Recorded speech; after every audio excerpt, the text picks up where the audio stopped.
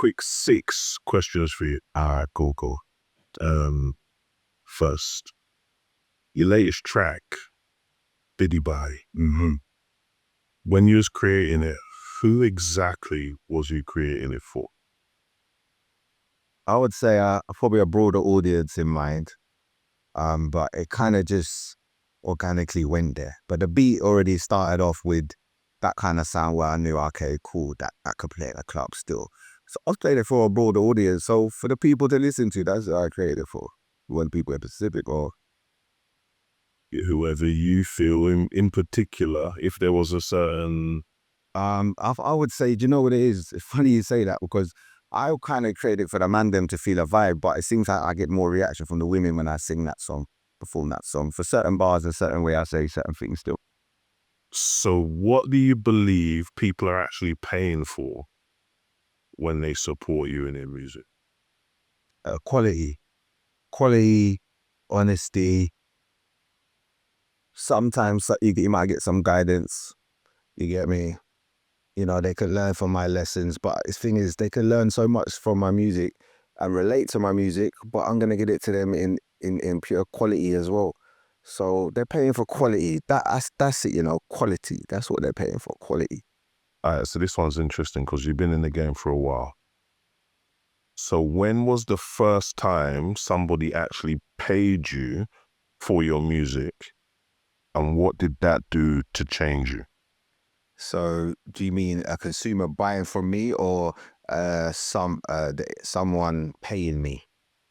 Because there's two different scenarios there. It's good that you pulled up on that. So give me both. Give me a consumer first, but then give me the other. To be honest, the consumer was probably when I was in a group that I created, to be fair, and we were selling CDs, and you know, someone bought a CD. That would have been the first time. It felt cool, but you know what it is as a collective of, it's one payment, that's great, but you know, the grind, you're not even overly thinking about that one because you got so many more you need to make.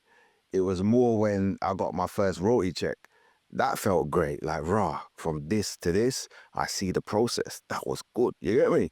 So that was very inspirational for me. You get what I'm trying to say? So I would say I put that above selling a CD, someone giving me money for my music at that time. You get what I'm saying? Compared to receiving a royalty check. But in respective, the CD was a lot better than the royalty check. In regards to... Well, in regards to value for me, Okay. that royalty check is cut so many ways. By the time I saw it, it was a nice piece of change. But if I would have moved the same units by myself, it would have been 10, 20 times size that. So, but it did feel more of an achievement to get a royalty check because it made me feel special. You know what I mean? Cool. And what about when, like, your peers have paid you?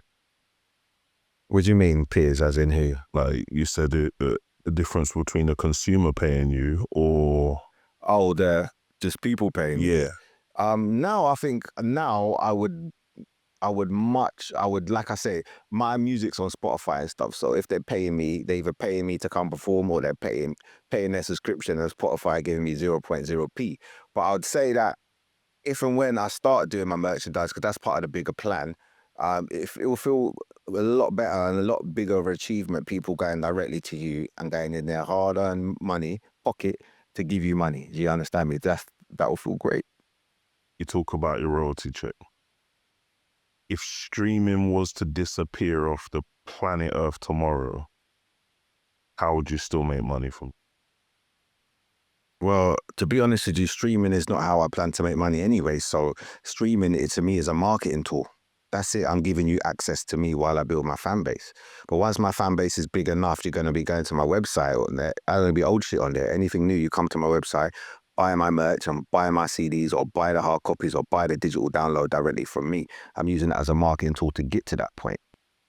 What do you actually own in your career right now?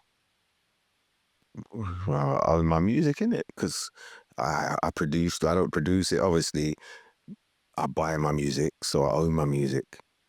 So, what do you mean exactly?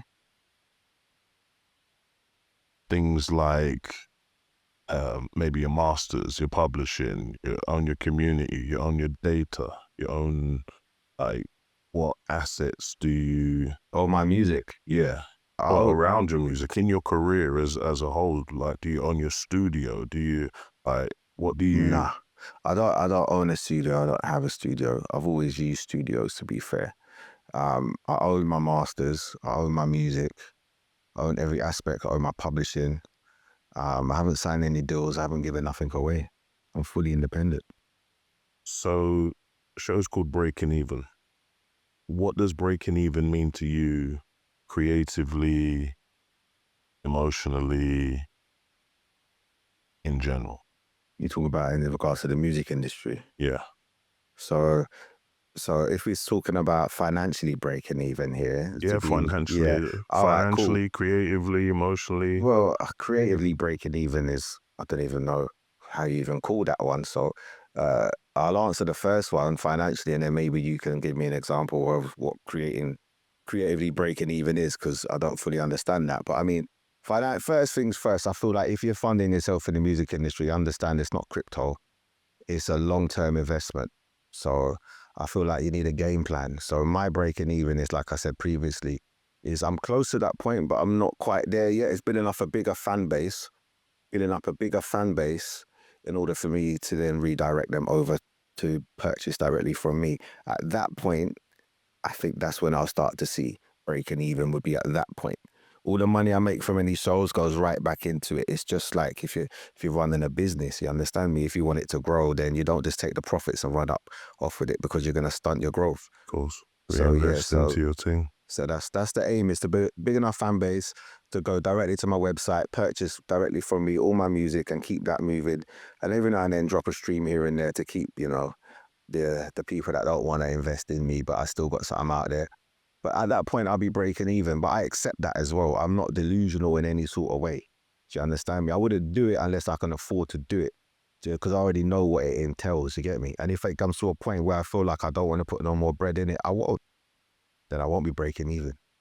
But I accept it as well. You feel me? I'm not delusional about it. Wicked. So in terms of creatively, I think I'd give you an example of the last guest that come on. Because when you're investing into your trade, it's not just financial capital that you're putting in time, energy, effort, all kinds of resources. And their response was the amount of energy that they put into this thing, because they're investing their life's force into this music thing. When they get that energy back in return, in regards to even shows or comments or people turning up and showing up for them, is when they feel like they break even, like creatively, Mm-hmm. which I thought was a nice and solid response. Yeah, I think that is. I think I stand with that response there.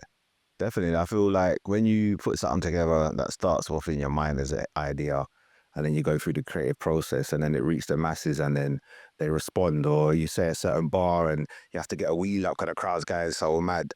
Or the comments and the likes, on the social medias, that definitely creatively breaking even, yeah. But I think it is a bit touchy as well, because when you say creatively breaking even, means my creativity, I feel like I'm breaking even with it. But the creativity side still touches the financial, because for me to feel fully breaking even creativity, yeah, you know what I'm trying to say. I feel like for me to feel that way financially, I'll have to be on par with actually not just the likes, the comments, and the reactions. I wouldn't be fully breaking even, just that one side. Yeah. The two together will make me break even. Thank you for coming on the show. Wicked, man. All right, thanks for having me, man. Nice one. Yes, sir. Nice.